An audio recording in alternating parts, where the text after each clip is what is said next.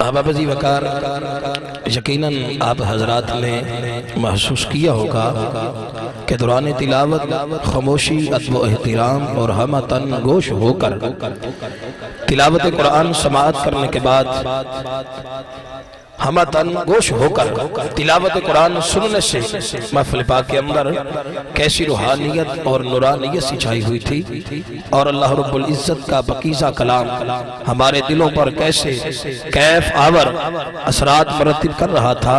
واقعتاً بلکہ حقیقتاً تلاوت قرآن سننے سے پہلے انسان کو جو طلب تڑپ لگن جستجو ہوتی ہے، اور پھر تلاوت قرآن سماعت کرنے کے بعد جو روحانیت، تمانیت، چاشنی و مٹھاس حاصل ہوتی ہے، اصل میں وہی سننے والے بعض ذوق افراد کے لیے درجہ معراج ہوتی ہے۔ ذرا محبت سے کہیے سبحان اللہ۔ تو بھئی تھوڑی جی آواز کھول لیجئے، محبت سے بول لیجئے سبحان اللہ۔ اور پھر جس بزم کے اندر، جس محفل کے اندر، جس مجلس کے اندر، جس نشست کے اندر، جس گھر کے اندر، جس بستی کے اندر، جس محلہ کے اندر قرآن کریم پڑھا یا سنا جاتا ہو، تو وہاں کی ہوا اور فضا بھی نور علی نور ہو جاتی ہے۔ یہ قرآن کی برکات ہے، کیونکہ قرآن حسن کائنات ہے، قرآن زینت کائنات ہے، قرآن انعام قدرت ہے، پیغام رحمت ہے، منہاج نصرت ہے، قرآن دل کا سرور ہے، حق کا نور ہے، کنز الایمان ہے، بخشش کا سامان ہے، آسمانی کتابوں میں ذیشان ہے، اور اپنے ہر پڑھنے والے کے لیے آسان ہے۔ اگر سمجھ آئی ہے تو ذرا بلند آواز سے کہیے سبحان اللہ۔ تو عزیزان محترم، قرآن کریم ایک ایسی عظیم اور خوبصورت اور بابرکت کتاب ہے کہ جس کے اندر رب کائنات نے اس کائنات کے اندر بسنے والی چھوٹی بڑی خشک تر ہر چیز کا ذکر قرآن مجید میں بیان کر کے ہمیں عطا فرمایا ہے۔ قرآن نے ہمیں یہ بتایا کہ کلام تو بہت ہے مگر قرآن جیسا کوئی نہیں۔ ذرا محبت سے کہیے یار سبحان اللہ۔ کلام تو بہت ہے مگر قرآن جیسا کوئی نہیں۔ قرآن نے ہمیں یہ بتایا کہ دوست بہت ہے مگر حضرت سیدنا ابراہیم خلیل اللہ جیسا کوئی نہیں۔ قرآن نے ہمیں یہ بتایا کہ ذبیح تو بہت ہے مگر حضرت سیدنا اسماعیل ذبیح اللہ جیسا کوئی نہیں۔ قرآن نے ہمیں یہ بتایا کہ متقی تو بہت ہے مگر حضرت سیدنا یعقوب علیہ السلام جیسا کوئی نہیں۔ قرآن نے ہمیں یہ بتایا کہ حسین تو بہت ہے مگر حضرت سیدنا یوسف علیہ السلام جیسا کوئی نہیں۔ قرآن نے ہمیں یہ بتایا کہ صابر تو بہت ہے مگر حضرت سیدنا ایوب علیہ السلام جیسا کوئی نہیں۔ قرآن نے ہمیں یہ بتایا، سنیے قرآن نے ہمیں یہ بتایا کہ حاکم تو بہت ہے مگر حضرت سیدنا سلیمان علیہ السلام جیسا کوئی نہیں۔ قرآن نے ہمیں یہ بتایا کہ قرب والے تو بہت ہے مگر حضرت سیدنا موسیٰ کلیم اللہ جیسا کوئی نہیں۔ قرآن نے ہمیں یہ بتایا کہ عظمت والے تو بہت ہے مگر حضرت سیدنا عیسیٰ روح اللہ جیسا کوئی نہیں۔ ہاں قرآن نے ہمیں یہ بتایا کہ محبوب تو بہت ہے پر میرے مدنی آقا محمد مصطفیٰ جیسا کوئی نہیں۔ اللہ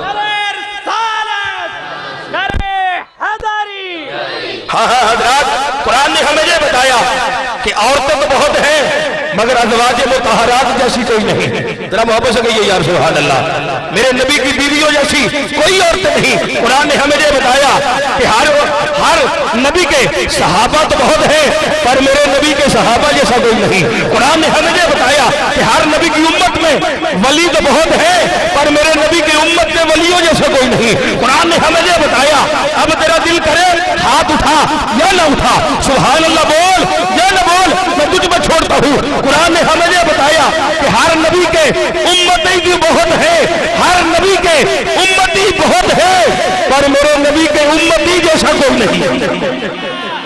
ہاں حضرات، عرض کر رہا تھا کہ رب کائنات نے اس کائنات کے اندر بسنے والی چھوٹی بڑی خشک تر ہر چیز کا ذکر قرآن مجید میں بیان کر کے ہمیں عطا فرمایا ہے۔ بلکہ ہمارا تو یہ عقیدہ ہے حافظ خلاق صاحب، ہمارا تو یہ عقیدہ ہے کہ رب کائنات نے ہمیں قرآن ایک نہیں بلکہ دو صورتوں میں عطا فرمایا ہے۔ ذرا محبت سے کہیے سبحان اللہ۔ کیسے؟ سنیے، قد جاءکم من اللہ نور و کتاب مبین، تحقیق تمہارے پاس اللہ تعالیٰ کی طرف سے ایک نور آیا اور روشن کتاب، یعنی ایک قرآن کتاب کی صورت میں اور دوسرا قرآن و دعا کی صورت میں۔ ایسے نہیں یار محبت سے کہیے سبحان اللہ. یہی جملے پیش کر کے میں ثنا خانی کی جانب آپ دوستوں کو لے کر چلتا ہوں, ذرا محبت سے کہیے سبحان اللہ. ایک قرآن کتاب کی صورت میں, دوسرا قرآن والضحیٰ کی صورت میں, کیونکہ یہ کتاب اللہ ہے اور میرا نبی حبیب اللہ ہے, میرا نبی حبیب اللہ ہے. یہ کتاب بھی نور, صاحب قرآن بھی نور, یہ کتاب انقلاب, وہ پیغمبر انقلاب, ذرا محبت سے کہیے سبحان اللہ.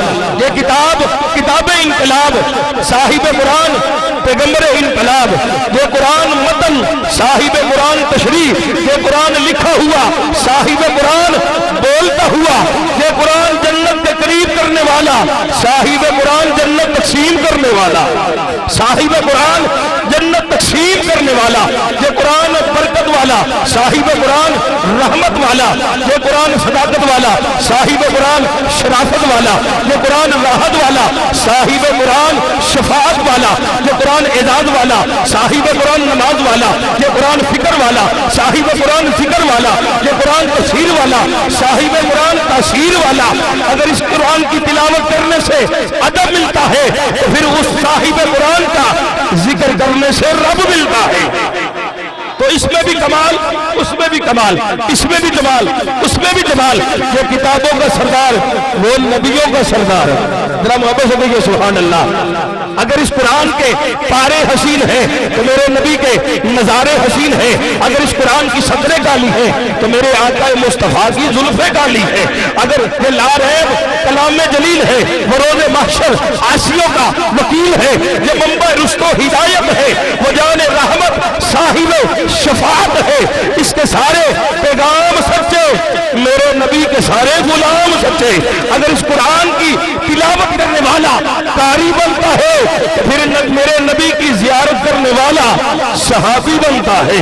تو پھر کیوں نہ کہوں کہ کلام جگ دے بڑے نے پڑھے جاندے, پر پھر بھی ثانیے قرآن کوئی نہیں. نبی آئے دنیا کے سب مقام والے, پر میرے نبی دے ورگا اور سلطان کوئی نہیں. بھیج کے محبوب اپنا ساڈے وچ رب فرمایا کیتا اینے ورگا اور احسان کوئی نہیں. کہ سدا نات نبی دی میں پڑھدا رواں اور دل وچ شاکر ارمان کوئی نہیں.